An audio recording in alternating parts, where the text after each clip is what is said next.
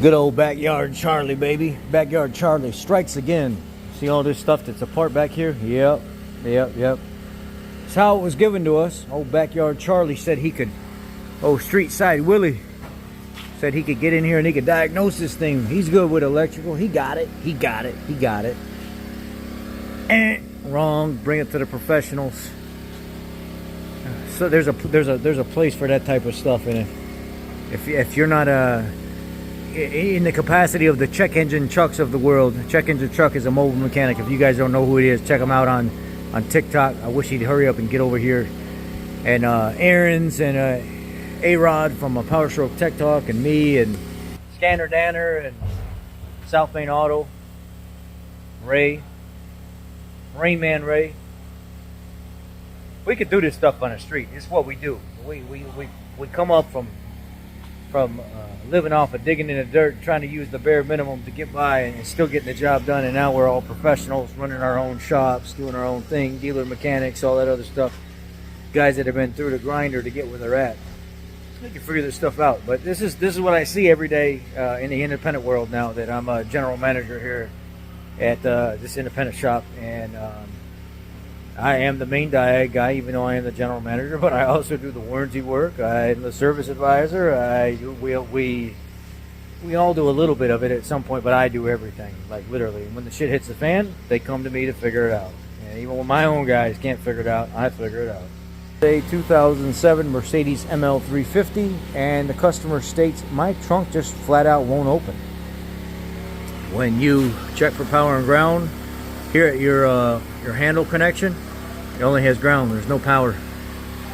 When you go through the system and you're trying to find information, it's very vague, very vague on this. But if you know how to do a little research and digging, you can get down, pull your rear SAM off, check your fuses and stuff like that. Well, there's a box down here, and in this box there's some connections. Well, that box sits in a very bad spot. You see what I'm seeing down there? Oh yeah, cotton candied up. Cotton candied up. So, pay old Backyard Street Side Charlie $300 or $500 to diagnose it. Tore everything apart, couldn't diagnose it, couldn't put it back together, didn't want to put it back together because he wouldn't get paid. And he had a rear SAM module. Problem is, these things used are like $275 all the way up to like $350, $400. I don't even know if I can get one of these brand new now. Now that I've cleaned it off some more, I think we actually have a broken pin right there in the connection. Ain't gonna be no fixing this thing. Give you a closer look. There is the brown wire, which is your ground, and the yellow wire, which is your power. And there's the yellow wire with the broken pin in the connection. It broke off from the module. So it cannot be fixed. It needs to be replaced. And if you ever need to get in here, in the back cover, the plastic cover, there's a little insert. You take a screwdriver and you pop it out, and there's your safety latch to open your trunk on these ML350s, or I think the R350s as well. This here had a air suspension problem. It was just flat out on the ground, just dead flat on the ground. And up here underneath the corner, you see where it's all banged up, where people have run into stuff and curbs and stuff. This here had actually broken wires right on the harness side of the compressor connection. So not to the compressor, but on the harness side there was broken wires. It fixed those wires, vehicle aired up, air compressor started working. So this was today's an 06 Audi A8 air suspension issue. So broken wires, front left corner by the air compressor. This is a subscriber here on the channel. This is a 2011 Jeep Grand Cherokee 5.7 liter, really nice vehicle, low miles, 95,000 miles on it, and it wouldn't do anything. She came out to the vehicle to use the key. It wouldn't open the doors. It wouldn't unlock the doors. It wouldn't turn on. There's nothing on the dash would turn on. And it got towed here today. I called up their aftermarket extended warranty. They are working with me. Everything's going to be paid for. what ended up happening is we went to go put a jump pack on it, and the jump pack locations on this is here. Here's your ground, here's your positive.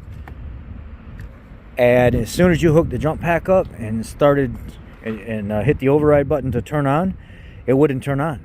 It kept flashing as if there was a warning that there was something wrong. The NOCO system is like a 4,000 amp hour jump pack, was detecting that something was wrong with the way it was hooked up. And I look back at my leads and I'm like, wait a second, I've got ground and I've got power. This thing is still not overriding and jumping this.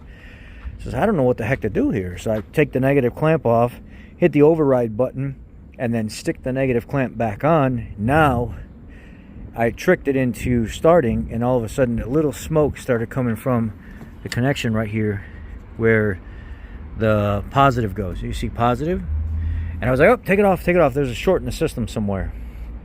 So I checked everything, checked everywhere that I could find, and I remembered something from seeing in the past, working on it, experiencing things. These Chryslers, once they get some miles on them, they have junk alternators in them. I mean, I guess all manufacturers can have this issue, but I've seen this in Chryslers a lot. So I came over here to the alternator and I unplugged it. I unplugged it down there. And then you see how I've got the positive wire. I flipped the plastic around, took the 13mm nut off the alternator, boosted it right up, started the vehicle. The alternator internally is junk. It's shorted out, rectifier bridge, or whatever they want to call it. The alternator's no good, and it's causing the issue on this thing, and I'm hoping it didn't smoke the battery in the process. After I unplugged the alternator, took the ground cable and stuff off of it, took the connection off of it, fired this thing right up, and ran beautiful. Pulled it right in here. I hear there's an engine sound once it warms up, but I can't verify the engine sound until I get an alternator in it and let it run long enough, and I'm not going to set my expensive NOCO on it to do that. So I'd have to charge up a battery real good, let it warm up, which I got a battery inside, charging on the slow charger right now until tomorrow, and then I'm going to stick that battery in this and let it run for a while, hoping that I get it long enough to hear this engine sound once it warms up a little bit. But on top of that, pulled an intake manifold off an SL63 AMG. This morning, intake manifold has a crack in the bottom of it with only 52,000 miles, and this is like, I don't know, what are they, $120,000 vehicles, or $90,000 vehicles. Only has 50-some thousand miles on it. The lower belly pan of the intake manifold is already cracked. What else did? Mercedes with 65,000 miles on it. It's a C300, I want to say. V6. Two of the cylinders have like 80 or 90 psi, while the rest of the cylinders have like 150, something like that, off the top of my head. So that was another issue that we ran into today. Porsche came in, Cayenne, with a locked up AC compressor, a locked up belt tensioner, and multiple coolant lines leaking at the engine. And the engine looks like it's got super low miles on it. I think it's got somewhere around 100,000 miles on it. It's leaking from every damn coolant spot you could possibly leak. I'm thinking to myself, man, I wouldn't buy the junk shit. Anyway, yeah, I picked up my intake manifold from the welders today, and I treated it with silicone like you're supposed to. I'll show you what that looks like real quick. I'm doing up my old 01 Dodge Ram. Got the intake manifold back today from the welders. They welded the corners together for me. And then I took some ultra gray, sealed up all the little cracks because I didn't want a continuous weld all the way around. Anyway, that's in. That's going to get put back together. Copper exhaust manifold gaskets for it because I'm going to throw copper in there instead of the crush ones. I like these copper ones better. They seal better. Here is the crack on this belly pan on this SL63. Beautiful car too. Cracked over here, cracked right around in there.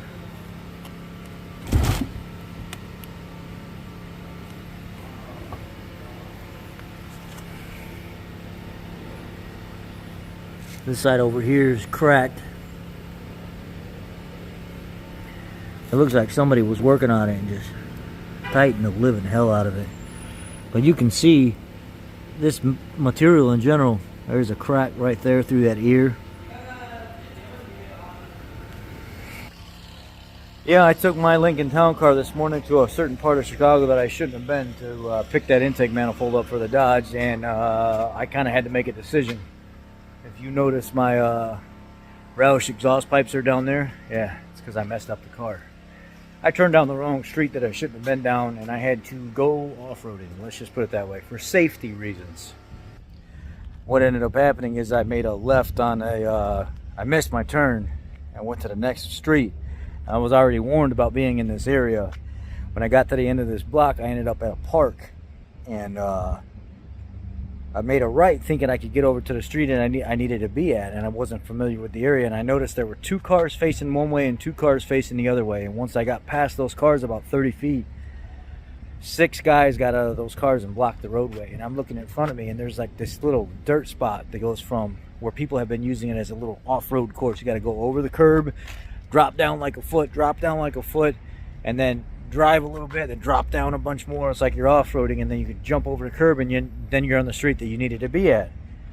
Well, I look in my rear view, and I'm like, I'm not going back that way. This looks like a setup, and I was already warned about being in this area, and I just made a wrong turn by accident, thinking I could get out of there. I sent it. Crushed my damn mufflers. Popped up and hit the trunk. Put a little dent in the trunk, a little small nugget. I said, you know what, screw it. I don't want mufflers on this car anyway. It's already got the Flowmaster X pipe in it. 2.5-inch exhaust all the way back. I cut them off. Here's what it sounds like.